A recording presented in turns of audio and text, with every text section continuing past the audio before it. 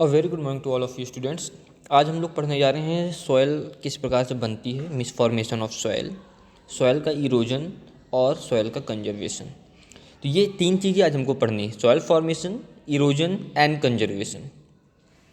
Soil is a thin layer formed by organic and inorganic material and that covers land.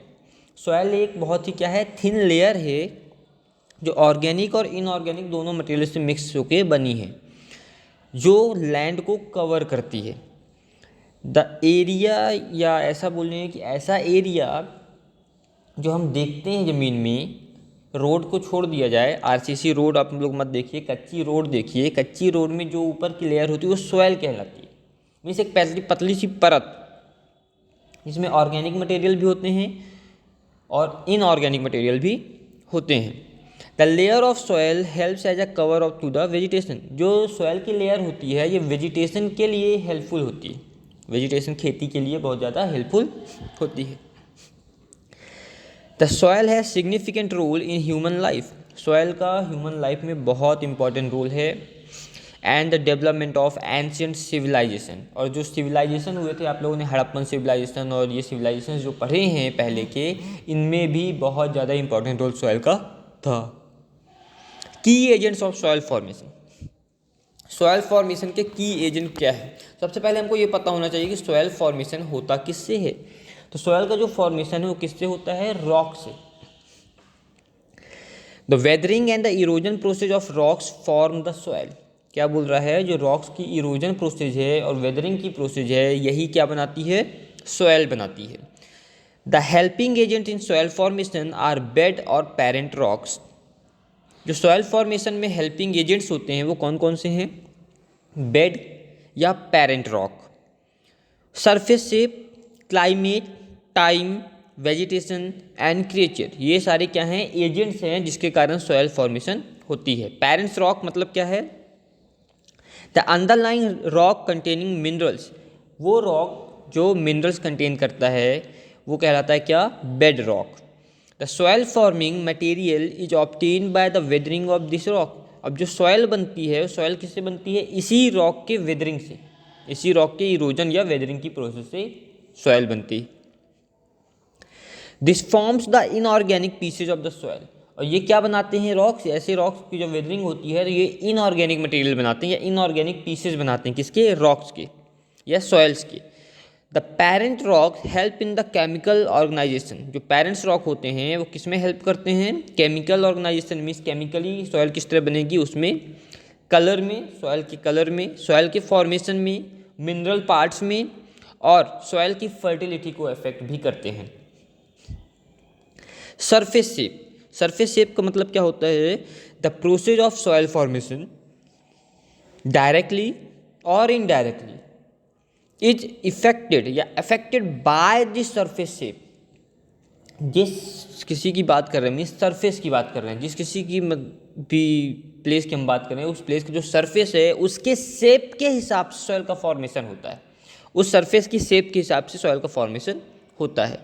The soil formation is very slow as the water seeps very low in the sharp slope.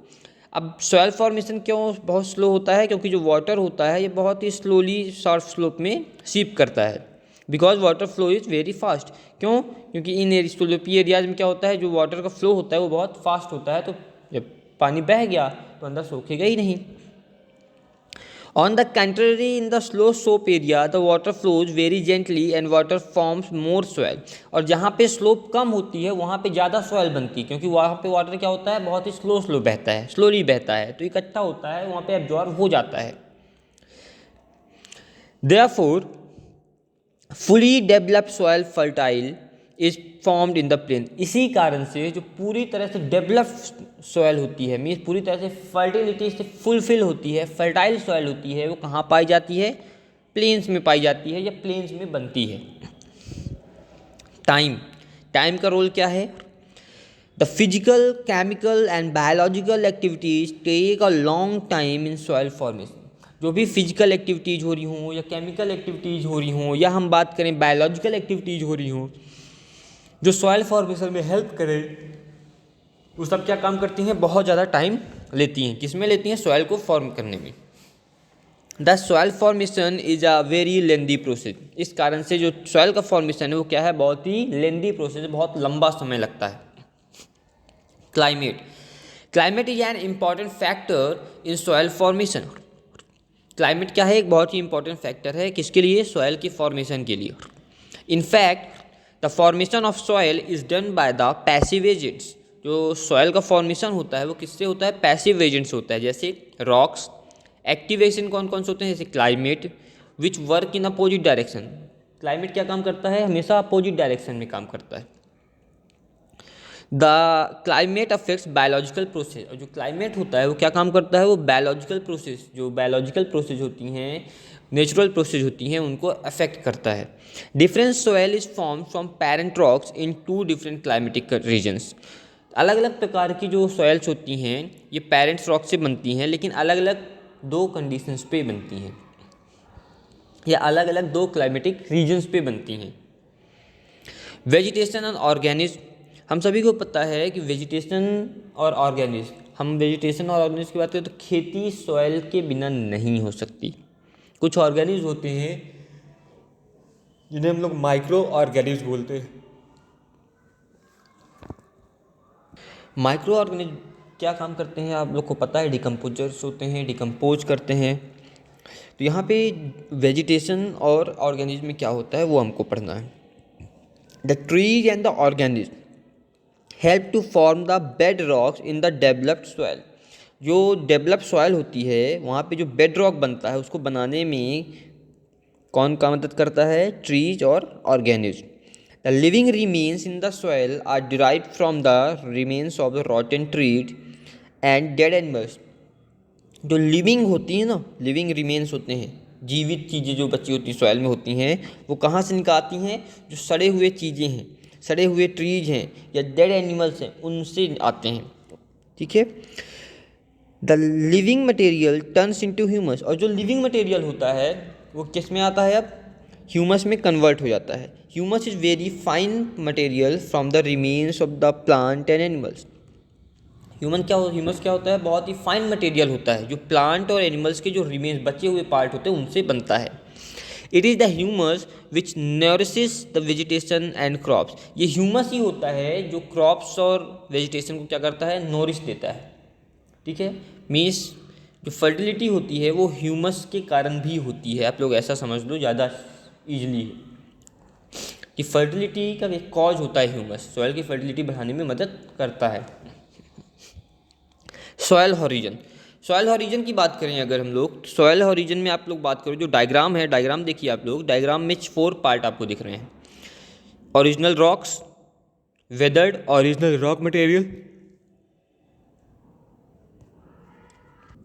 Middle rock, upper soil, और जो सबसे पतली परत आपको दिख रही है वो है ह्यूमस। कितने पार्ट हो गए? अब 4 दिख रहे हैं। एक 5वीं जो परत है वो बहुत ही पतली सी ऊपर दिख रही है सबसे टॉप पे। Longitudinal horizon of well developed soil which become set to one upon others in a structure, colour and layer in the is called soil horizon. यही सॉइल हॉरिजन कहलाता है। मीन्स जो स्ट्रक्चर के बेसिस पे, colour के basis पे और layer के बेसिस में हॉरिजेंटली, जो लॉन्गिट्यूड हॉरिजेंटली सेट है ना, ये डायग्राम दिख रहा है, इसी को हम लोग बोलते हैं सॉइल हॉरिजन। ठीक है। This is the upper most layer which contain organic matter and humus. जो अपर मोस्ट लेयर होती है वहाँ पे क्या होता है? ऑर्गेनिक मैटर और ह्यूमस पाया जाता है। This is also known as the top soil. और इसी को अपर मोस्ट लेयर को हम लोग क्या बोलते हैं? टॉप सॉइल बोलते हैं। Upper part of this horizon contains more humus. जितना ऊपर का पार्ट होगा, बाहर का पार्ट होगा, उतना ज़्यादा ह्यूमस होगा इसमें। Whereas it lower part contain more organic matter. और जितने लोअर पार्ट होंगे उतने ज़्यादा क्या होंगे? ऑर्गेनिक मैटर होंगे। are carried out, humus and organic matter are carried out to the third part by water। अब जो ह्यूमस और ऑर्गेनिक पार्ट होते हैं वो जो तीसरे पार्ट तक पहुंचते हैं, मीन्स अपर तक तो ठीक है, अब जब मिडिल तक जाते हैं तो क्या होता है? मिडिल तक जाने के लिए जो वाटर होता है उसके थ्रू कैरी करते हैं, मीन्स वाटर के थ्रू वहाँ तक पहुँचते हैं। The sub soil contains weathered rock material. जो सब सॉइल्ड होती है उसमें क्या होता है? वेदर्ड रॉक मटेरियल होते हैं, सैंड होती है, सिल्ट होती हैं और क्ले होते हैं। मीन्स छोटे छोटे रॉक्स होते हैं उसमें, ठीक है, रॉक मटेरियल्स होते हैं। The third layer consist of withered parent rock material. जो लास्ट लेयर होती है, थर्ड लेयर, उसमें क्या होते हैं, उसमें मेन पेरेंट रॉक होता है, मीन्स ओरिजिनल रॉक होता है। The bed rock is not a part of the soil profile. जो बेड रॉक होते हैं वो सॉइल प्रोफाइल के पार्ट नहीं होते हैं, but provides base to the other 3 horizons. और ये जितने भी तीनों हॉरिजन्स हैं, इन तीनों हॉरिजन्स को जो बेस देने का काम करते हैं, सहारा देने का काम करते हैं, वो कौन है, बेड रॉक्स। अब हम लोग बात कर लेते हैं सॉयल इरोजन की। अगर तो सॉयल इरोजन का मतलब क्या होता है, जो अपर लेयर होती है जहाँ पे ह्यूमस होता है, जो बहुत ज़्यादा इंपॉर्टेंट होती है, उस लेयर को जब क्या किया जाता है, इरोज्ड हो जाए, मीन्स डिस्ट्रक्ट हो जाए, ख़त्म हो जाए वो लेयर, तो हम उसे बोलते हैं कि सॉयल इरोजन हो गया। The upper layer of the soil is very important for human being and a useful resource. जो अपर लेयर होती है सॉयल की, वो ह्यूमन बींग्स के लिए और एज अ यूजफुल रिसोर्स बहुत ज़्यादा इंपॉर्टेंस रखती है। Human beings and animals are responsible in the decaying soil. जो ह्यूमन बींग्स होते हैं और जो एनिमल्स हैं वही रिस्पॉन्सिबल हैं किसके लिए, सॉयल के डीके के लिए, मीन्स सॉयल ख़राब होने के लिए। Either the soil is cut and flows और गेट डिकेड। या तो सॉयल कट हो जाती है, मीन्स ख़त्म हो जाती है, या बह जाती है, या डिकेड हो जाती है, ख़राब हो जाती है, और बिकम यूजलेस या यूजलेस हो जाती है, बंजर जिसे बोलते हैं। The excess destruction of soil materials और इरोजन। अब यही एक्सेस डिस्ट्रक्शन जो होता है, यही जो सॉयल में डिस्ट्रक्ट होती है, सॉयल डिस्ट्रक्शंस होते हैं, नुकसान होता है सॉइल्स में, यही कहलाता है इरोजन।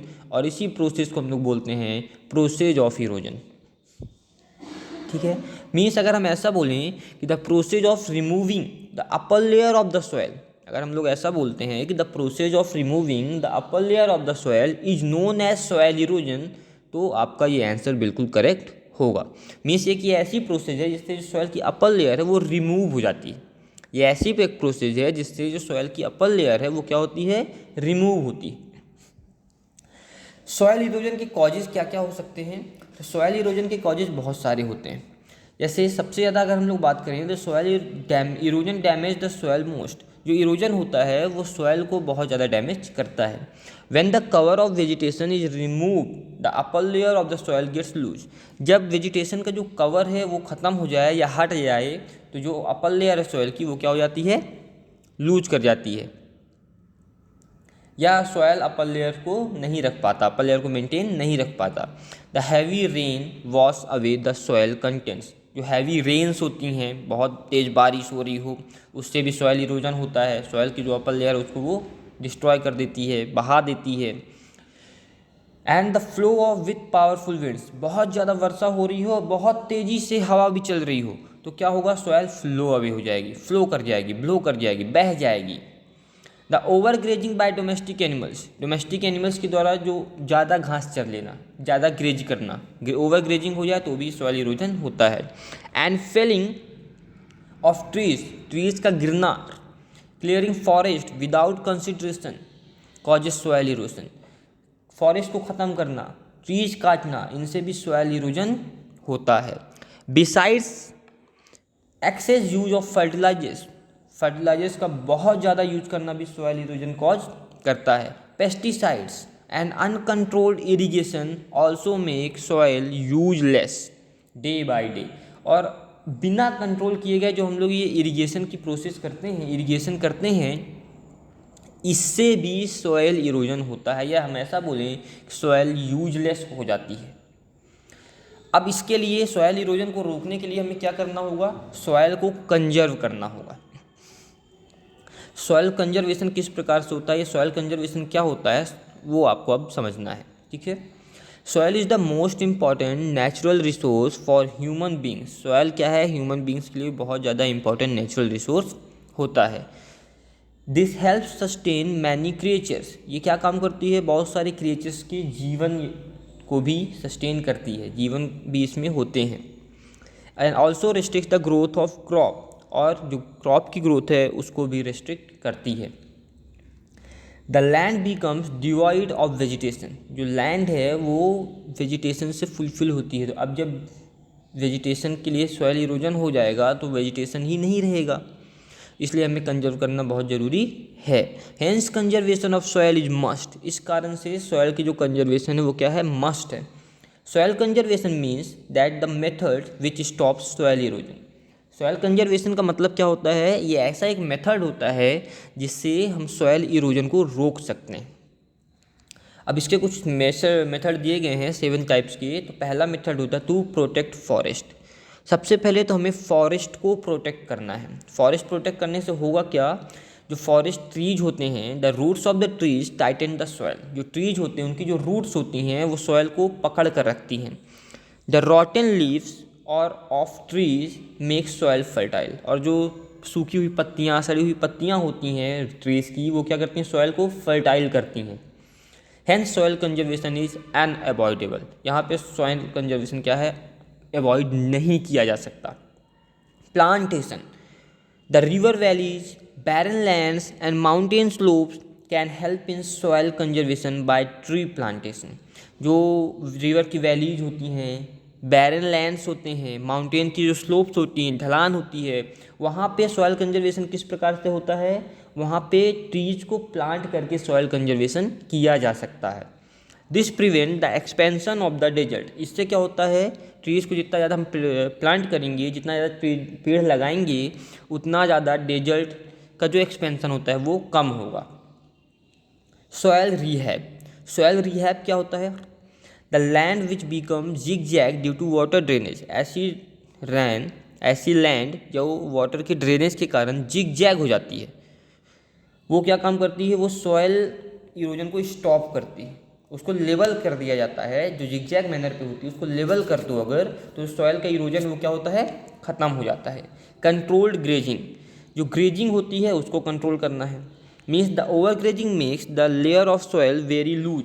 ओवर ग्रेजिंग क्या काम करती है, जो लेयर होती है सॉइल की उसको ढीली कर देती है, लूज कर देती है।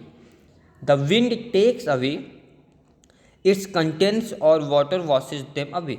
अब इससे क्या होता है, जब लूज हो गई सॉइल तो अगर हवा चल रही होगी तेज़ी से तो हवा क्या करेगी, उसको उड़ा ले जाएगी, या वाटर बह रहा होगा तो उसको फ्लो कर लिया जाएगा। Hence uncontrolled grazing must be stopped. इस कारण से जो अनकंट्रोल्ड ग्रेजिंग है उसको स्टॉप करना बहुत ज़रूरी होता है। Flood control, the currents of flooded rivers take away the soil with them and help increase soil erosion. जो फ्लडेड रिवर्स होती हैं, जो बाढ़ आती है, उसका जो फ्लो होता है वो बहुत तेज़ होता है। इस कारण से वो क्या काम करती हैं, वो सॉइल इरोजन का काम करती हैं। सॉइल इरोज हो जाती है, अपर लेयर बह जाती है। There should to be stop dams on rivers. तो इसका क्या होगा, जो रिवर्स में डैम बने हुए हैं उसको स्टॉप करना होगा। So that current could be made slow. जिससे क्या होगा, जो करेंट है, जो फ्लो है वाटर का, वो क्या हो, स्लो हो जाएगा, और जो सॉइल इरोजन है वो कम होगी। Terraced farms, in hilly areas terraced farms are more useful as they are well developed and properly bunded. जो हिली एरियाज होते हैं वहाँ पे टेरेस फार्मिंग होती है, वो टेरेस फार्मिंग ज़्यादा यूजफुल भी होती है। इससे होता क्या है, जो it helps in the conservation of soil as well as the flown soil deposit in the field. इससे होता क्या है, जो सॉइल का कंजर्वेशन वो भी होता है, और जो सॉइल बह जाती है वो भी डिपॉजिट हो जाती है फील्ड में। Crop rotation, to maintain the fertility of soil crop should be changed alternately. Soil की फर्टिलिटी को मेंटेन रखने के लिए जो क्रॉप्स होती हैं, जो खेती की जाती है, उसको अल्टरनेट मैनर पे किया जाता है।